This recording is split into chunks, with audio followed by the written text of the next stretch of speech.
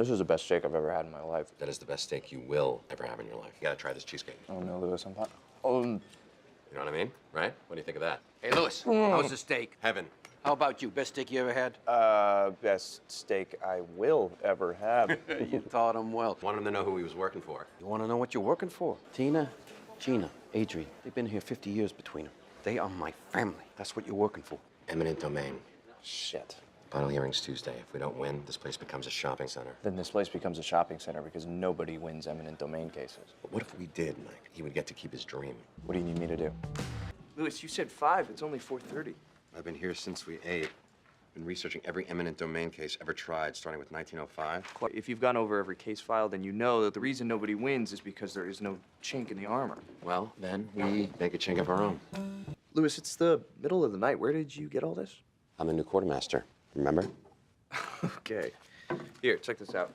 Whoa, no one's thought to come at it this way. Mike, this is outstanding. One problem. It's outside the scope. What if it weren't?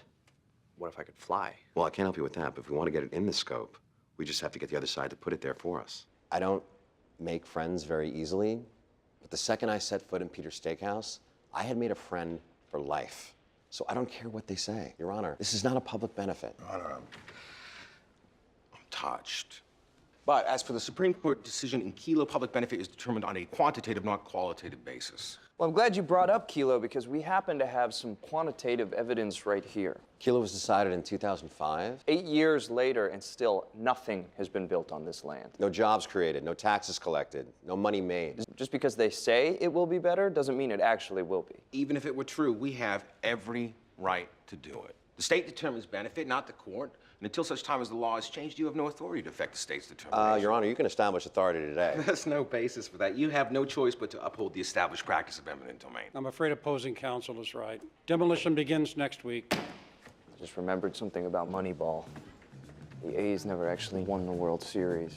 What is so important that we need to have an emergency hearing? Your Honor, we need to be heard before demolition starts. What's he gonna do now? Tell us about his first demolition. Your Honor, based on the new zoning put through for their project, we're simply asking for a revised valuation of the property that they're taking. $100 million.